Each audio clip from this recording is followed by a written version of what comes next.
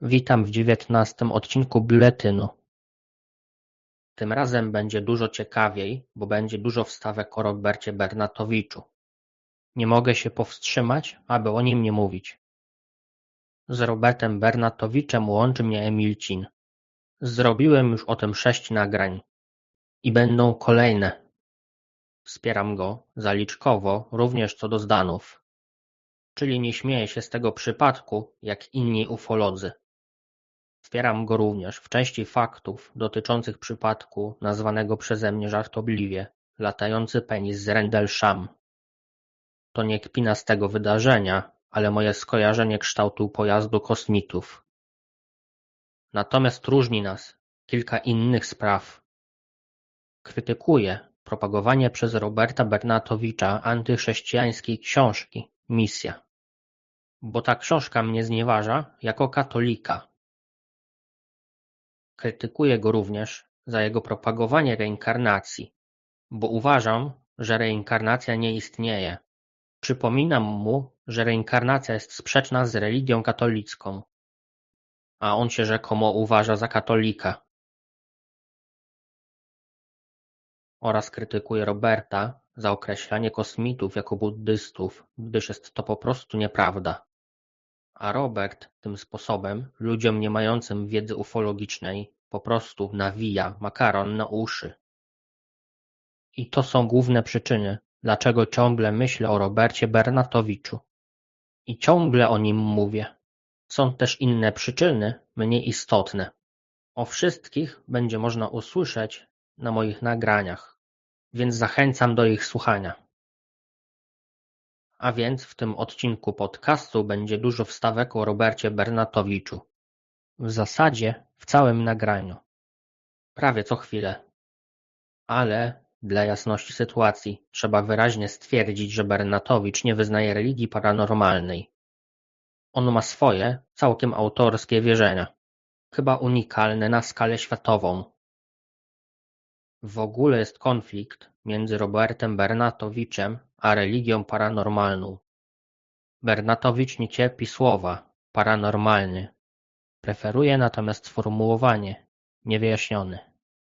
A nawet chyba raz usłyszałem, jak rozwinął określenie niewyjaśniony na słowo ezoteryczny. Zresztą wydaje się, że jest duży konflikt między środowiskiem Bernatowicza i jego fundacji Nautilus a środowiskiem naczelnych propagandystów religii paranormalnej. Reasumując, Robert Bernatowicz nie wierzy w bożka paranormalnego, który miałby być sprawcą wielu ważnych, niewyjaśnionych wydarzeń. On raczej uważa, że za niewyjaśnione sprawy są odpowiedzialni kosmici buddyści oraz jakieś osoby w jego mniemaniu niemal boskie jak Sai Baba. Ale wracamy do tematu. Kontynuuję rozdział 1 opracowania o religii paranormalnej. To już 3. część. W pierwszej części było wprowadzenie w temat.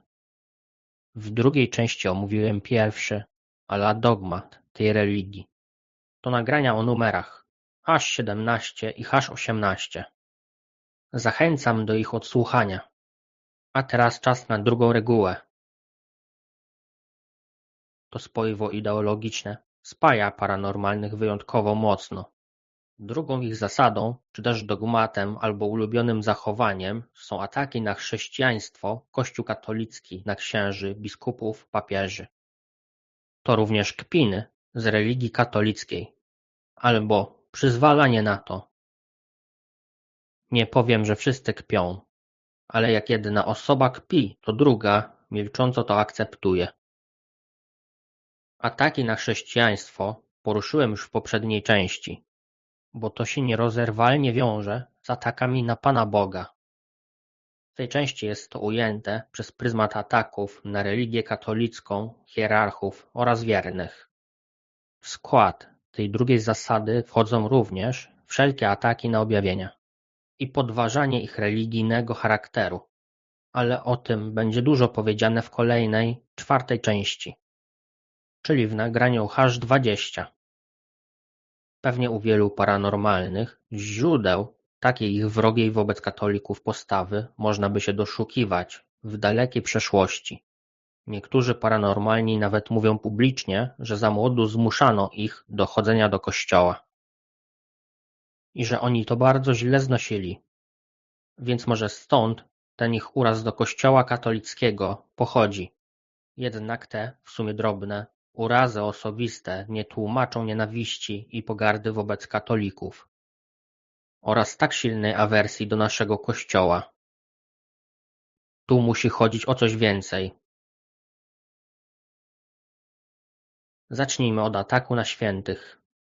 Paranormalni o naszych świętych bezczelnie mówią, że w kościele katolickim zostają nimi ludzie, którzy niekoniecznie mają coś wspólnego ze świętością. No, po prostu przesadzili. Krótko mówiąc, oni po prostu znieważają naszych kanonizowanych. Bernatowicz tego nie robi, a oni to robią.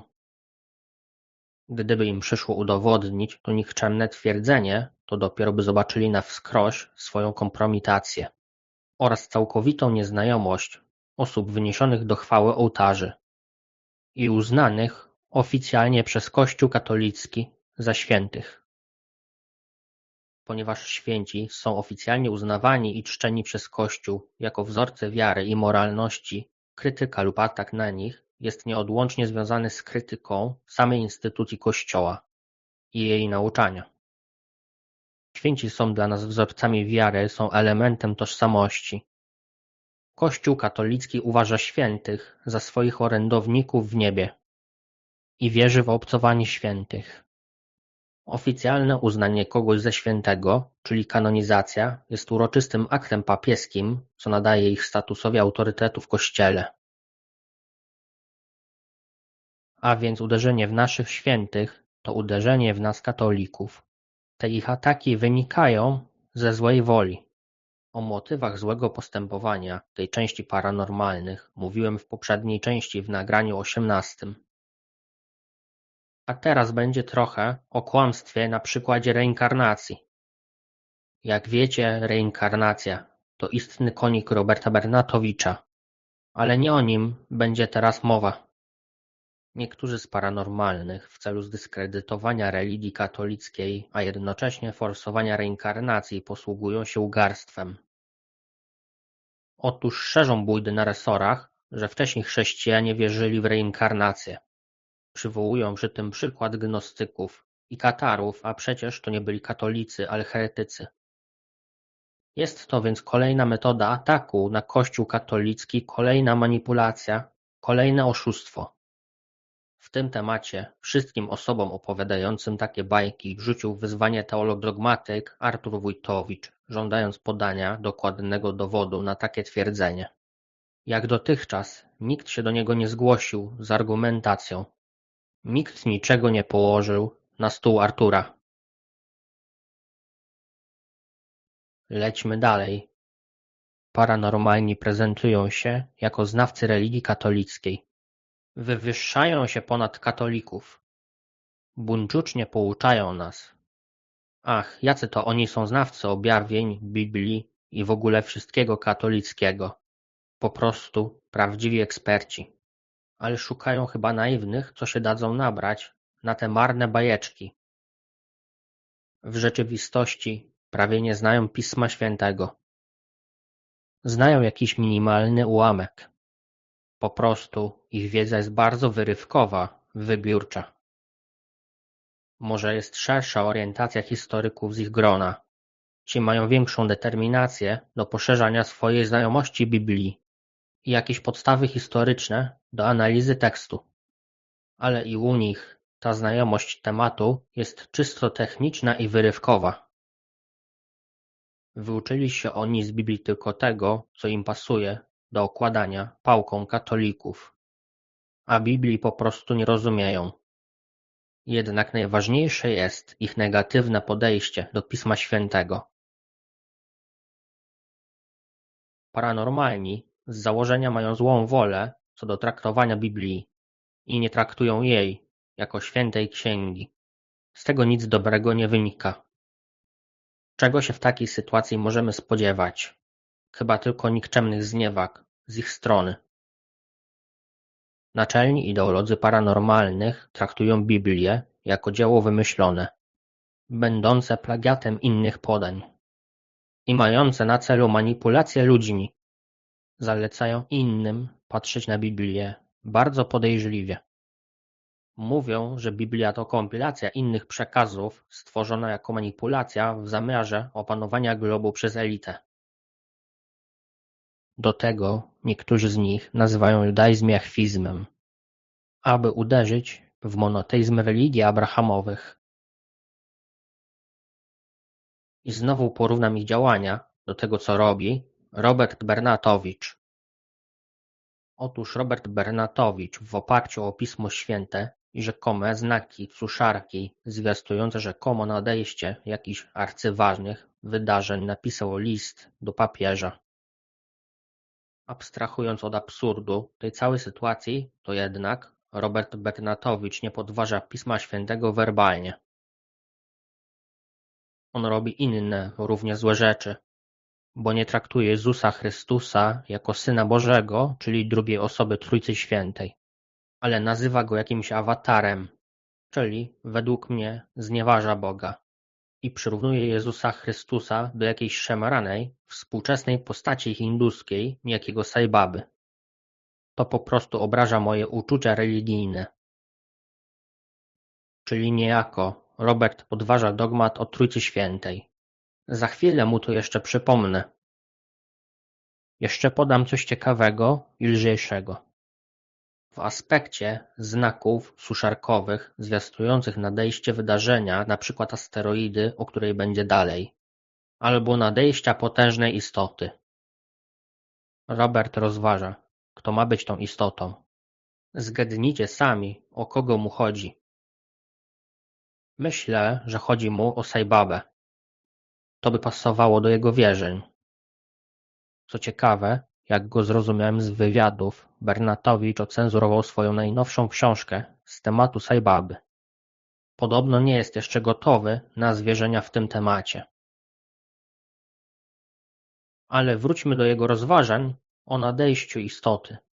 W ramach konsultacji z jakimś informatorem rozważali zagadnienie, że Żydzi przecież nadal czekają na Mesjasza.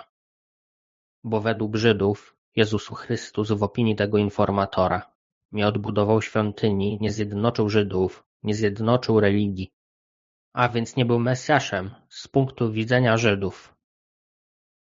No to przypomnę im, że zmartwychwstanie Jezusa Chrystusa to było właśnie symboliczne odbudowanie świątyni.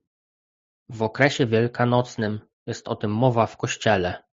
Tym samym Jezus Chrystus swoim zmartwychwstaniem wypełnił swoje własne proroctwo o zburzeniu i odbudowie świątyni. Na obronę ich rozważań trzeba przyznać, że oni to analizowali z perspektywy Żydów.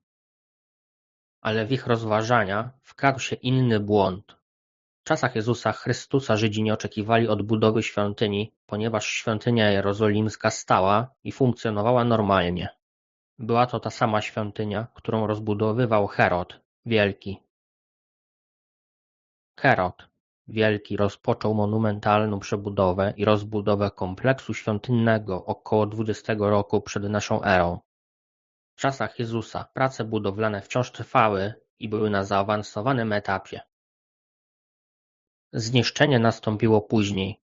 Świątynia została doszczętnie zburzona przez Rzymian pod wodzą Tytusa dopiero w 70 roku naszej ery, czyli kilkadziesiąt lat później. A więc w czasach Jezusa Chrystusa Żydzi nie mogli oczekiwać odbudowy świątyni i nie mogli w oparciu o to podważać fakt bycia przez Jezusa Mesjaszem.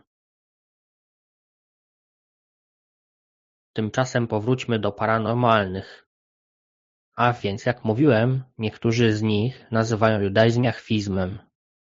Chcą przedstawić religię mojżeszową nie jako religię monoteistyczną, ale monolatię. Tym samym jest to podważenie chrześcijaństwa.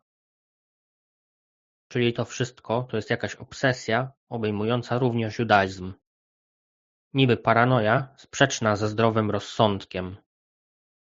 Ale tu chodzi o pakietowe zanegowanie Pisma Świętego, judaizmu, chrześcijaństwa oraz religii katolickiej. Paranormalni nie rozumieją w ogóle zasad naszej wiary. Nie rozumieją sensu chrześcijaństwa. Nie rozumieją, bo chyba są tak skonstruowani psychicznie i umysłowo. Dotychczas w zasadzie nie rozumiałem stwierdzenia, że ktoś nie ma łaski wiary. Wydawało mi się, że taki powód to bardzo tani wykręt niewierzącego. Ale jak zacząłem poznawać dogłębnie paranormalnych, to pomyślałem, że to faktycznie do nich pasuje. Można powiedzieć, że oni faktycznie nie mają łaski wiary. To pojęcie pasuje jak ulał do ich deficytów. Całą naszą religię tłumaczą albo jako jakiś spisek, czy tajne porozumienie, albo tłumaczą w sposób paranormalny. Zawsze wybierają wszystkie absurdalne, paranormalne wyjaśnienia, byle nie wynikające z działania Pana Boga, ani nie wynikające z cudów bożych za pośrednictwem świętych, ani nie wynikające z wiary katolickiej. W ogóle cud Boży nie mieści się paranormalnym w głowach. To jest zbyt trudne do pojęcia dla nich. Po prostu taki cud jest dla nich niemożliwy. I znowu zestawię ich podejście, tym razem do cudów, z teoriami Roberta Bernatowicza. Otóż u niego jest odlot w trochę inną stronę. Co prawda, Bernatowicz wierzy w cuda wykonane przez Jezusa Chrystusa. Tylko że on uważa, że niektórzy ludzie w procesie reinkarnacji są już tak doskonali, że mogą również robić różne cuda. I tym ludziom Bernatowicz nadaje cechy prawie boskie. Bernatowicz wierzy, że to się dzieje współcześnie. Według niego Sai Baba robił cuda. Bernatowicz ma również czelność zestawiać obok siebie Jezusa Chrystusa Syna Bożego oraz zwykłego śmiertelnika Sai Babę, którego to zresztą Sai Babę ludzie posądzają o różne niemoralne czyny, a nawet o przestępstwa. A więc to zestawianie, wykonane przez Bernatowicza, obraża moje uczucia religijne. Ale lećmy dalej z naszym tematem. Jak paranormalni znieważają Kościół katolicki. Ano twierdzą, że to wszystko jest mistyfikacja, że to jest jakaś absurdalna umowa hierarchów z wiernymi, że wierni będą wierzyć w bajki, które Kościół im poda. Religia katolicka, według nich, oparta jest, jeśli nie na kłamstwie, to na naginaniu faktów. Według nich religia katolicka była podbarwiana, żeby była taka cacana, a w rzeczywistości ona krzywdzi ludzi mentalnie. Kolejna kategoria zniewag dotyczy objawień, ale to zagadnienie omówię szerzej w następnym nagraniu.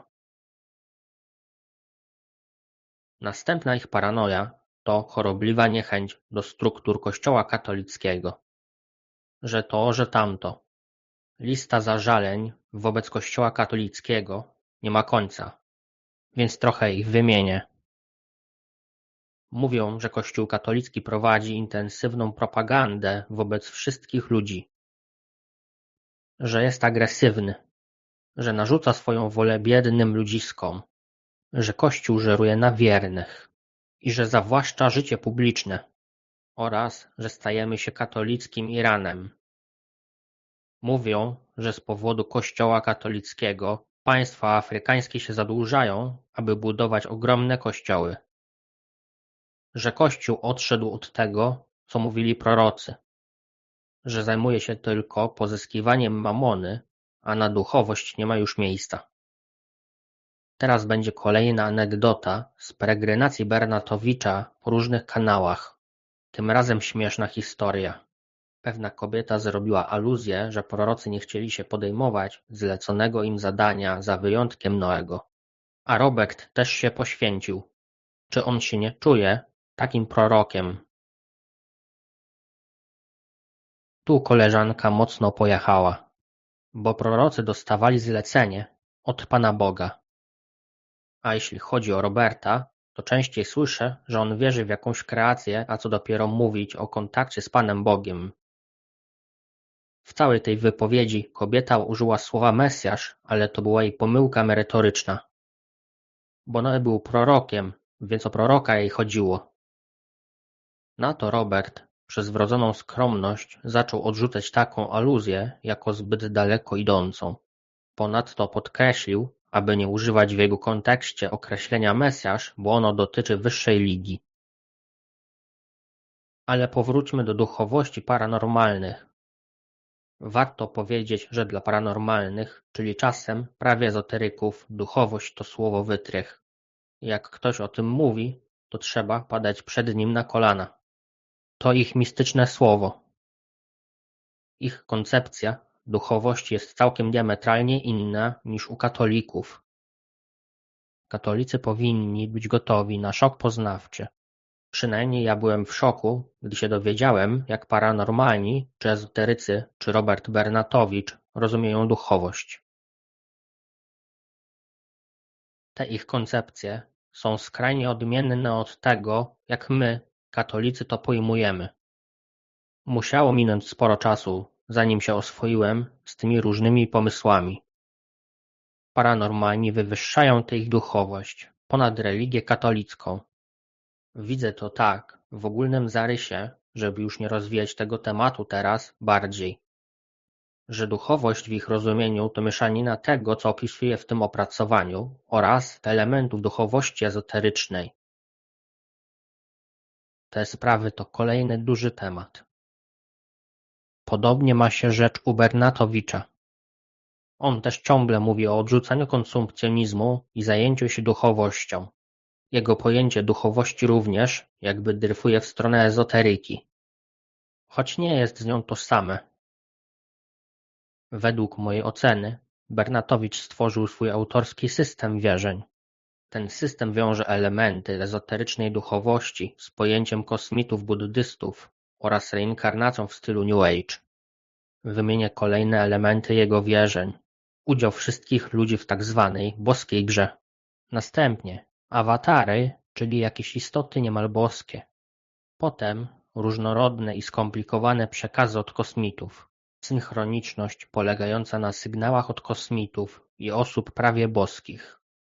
Istnienie ciał astralnych człowieka oraz wychodzenie z ciała fizycznego. Wibracje planet i ich podział na poziomy duchowe. Aury ludzi widziane przez istoty z gwiazd o wyższych poziomach duchowości. I tak dalej i temu podobne. Bernatowicz wierzy również, że planeta Ziemia jest żywą, świadomą, duchową istotą i że może ona się wkurzyć na ludzkość za eksploatowanie Ziemi przez naszą cywilizację, za wydobywanie ropy i pięknego, czarnego węgla i może za karę ściągnąć na siebie, na przykład, jakąś asteroidę. A to zresetuje trochę nasz system życia. Czyli te wierzenia Roberta to również jest kolejny, ogromny temat. Ale lećmy dalej z tym koksem. Kontynuuje zażalenia paranormalnych wobec Kościoła. Kościół nawet oskarżają o zrywanie połączeń internetowych. To może być traktowane jako dowcip, ale pokazuje sposób myślenia paranormalnych. Niektórzy nawet na Kościół katolicki zwalają winę za rzeź wołyńską. Ściśle zwalają winę za te zbrodnie na zakon jezuitów. Chętnie też atakują znane postaci Kościoła katolickiego, na przykład ojca Tadeusza Rydzyka. Natomiast zmarłego niedawno papieża za jego życia propagatorzy religii paranormalnej regularnie okładali różnymi epitetami, których nie będę cytował. Najdelikatniejsze to jak mówili o nim, że facet jakiś. Nawet mieli pretensje do Franciszka o to, że powiedział, że może ochrzcić kosmitę. Czołowi propagandyści religii paranormalnej czasami mówili pozornie jakby obiektywnie co do szczegółów z życia papieża Franciszka. Ale potem były sugestie, które de facto były atakiem. Ogólnie ten atak na papieża miał na celu zaatakowanie katolików. Takim perfidnym atakiem na następcę świętego Piotra oraz na naszą religię była sugestia, że ludzie wzięli tę ich nieludzką inteligencję, czyli paranormalnego bożka, za Boga. I że papież się może o tym dowiedział. I dlatego mówił różne, kontrowersyjne teksty ze swojego pontyfikatu. Paranormalni bardzo lubią w ten sposób manipulować myśleniem innych osób. Podobnie manipulują objawieniami fatimskimi, uderzając w siostry Łucję. O tym będzie szerzej w kolejnej części. Więc w obu tych przypadkach uderzają w katolików poprzez uderzenie w czołowe postacie naszego Kościoła. Ponownie będzie teraz krótkie porównanie paranormalnych do tej znanej, kontrowersyjnej postaci, o której była już wielokrotnie dzisiaj mowa. Robert Bernatowicz nie postępuje tak, jak oni. Bernatowicz uważa się za katolika, bo jest ochrzczony. Dlatego nawet pisze listy do papieża. A więc można powiedzieć, że Bernatowicz odnosi się do papieża z szacunkiem. Werbalnie traktuje papieża jako zwierzchnika instytucji, do której Robert należy. Osobny temat to, czy ja uważam Roberta Bernatowicza za katolika. Otóż nie uważam Bernatowicza za katolika, a to z powodu propagowania przez niego reinkarnacji, co jest sprzeczne z naszą religią, oraz z powodu propagowania antychrześcijańskiej książki Misja, która podważa podstawowy dogmat katolików o Trójcy Świętej. Według mnie Robert Bernatowicz swoim postępowaniem sam się wykluczył z Kościoła katolickiego, w sensie duchowym i religijnym, bo w sensie formalnym bez wątpienia jest ochrzczony i przyjął podobno kolejne sakramenty, a więc formalnie to chyba tylko ekskomunika może go wykluczyć z Kościoła katolickiego. Ale lećmy dalej z naszym tematem. Wracamy do paranormalnych.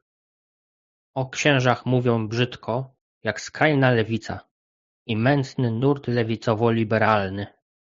Szkoda nawet to przytaczać. Jedno podam. Najdelikatniejsze. Kilka dni temu to usłyszałem. Pewien Huncwot, antyklerykał zaciekły, w rozmowie sugeruje drugiej osobie, która wspiera się opinią księdza, że nie trzeba wierzyć temu księdzu. Zostawiamy dyżurny temat księży. Pewnie ciekawi słuchaczy, jak paranormalni traktują ogół katolików. Ano nas wszystkich obrzucają epitetami, że żyjemy w ignorancji oraz w zakłamaniu. Przeszkadza im silna wiara katolików. Ach, jak to ich boli. Przeraża ich, że ludzie wierzą w to, że Pan Bóg wszystko stworzył. To nasze przekonanie napawa ich pesymizmem co do naszej przyszłości. Katolicy nie są wystarczająco postępowi, odstają od świata, są przerażająco zacofani. W przeciwieństwie do paranormalnych, którzy już w takie religijne bajki nie wierzą. O nas, katolikach, paranormalni mówią, że jesteśmy mniej świadomi od nich i dlatego będziemy ciągle bronić swoich pozycji i przekonań. Według nich wierzący to nie są żadni wierzący, ale po prostu ulegają zbiorowej histerii. Kolejny akt nienawiści do katolików to szyderstwa z pań w moherowych beretach. Wręcz pogarda dla modlących się starszych pań. Skąd my to znamy? Nie padło jabłko daleko od jabłoni.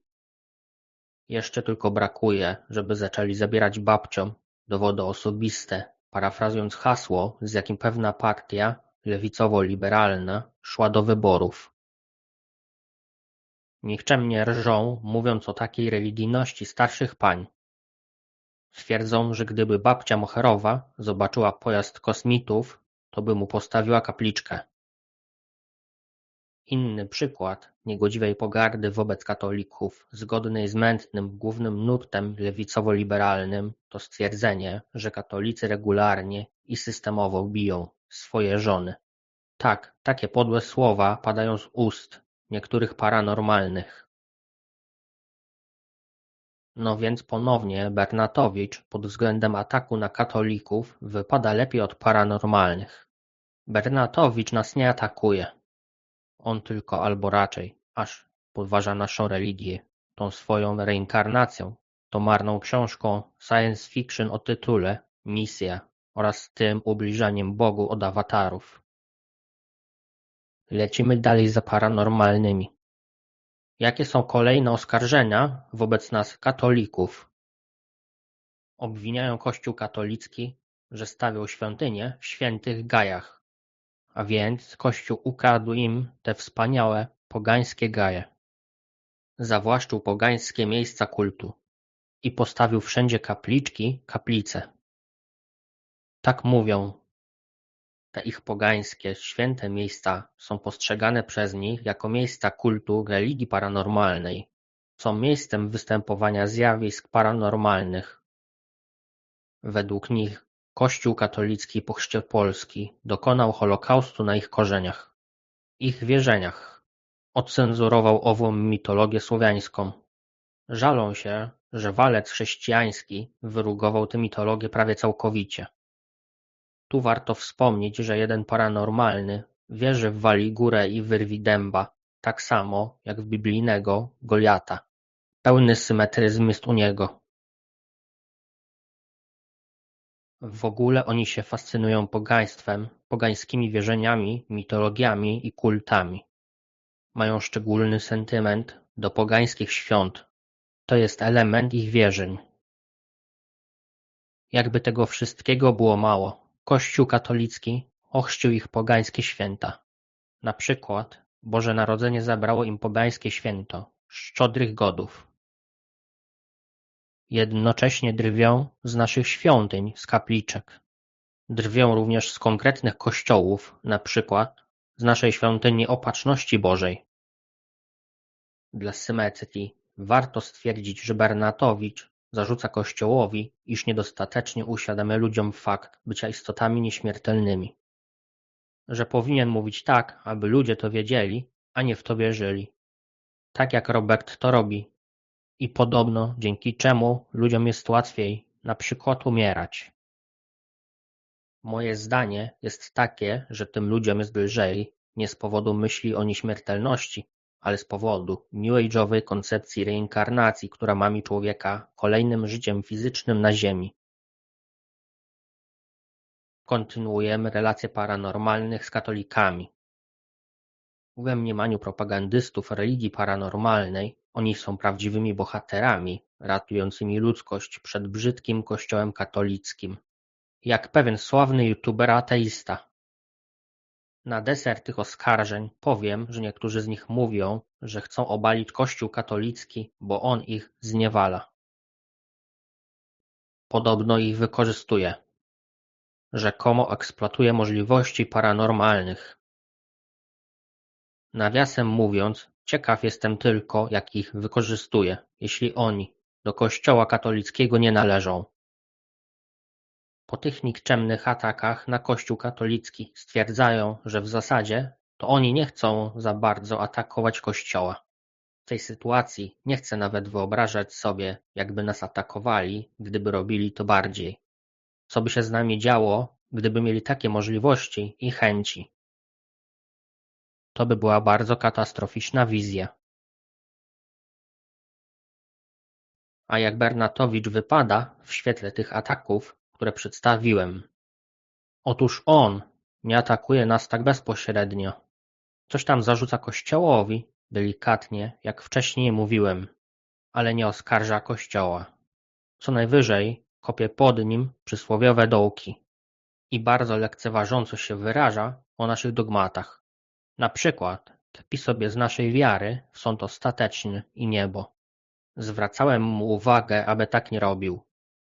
Tam, gdzie on udziela wywiadów, na innych kanałach, to mnie nie blokują, więc mam możliwości komentowania jego wypowiedzi. Na razie efektów moich komentarzy nie ma. Bernatowicz ciągle mówi to samo w tym samym stylu. Dlatego teraz będę te sprawy poruszał w moich nagraniach. To tyle, jeśli chodzi o główną część drugiego dogmatu religii paranormalnej.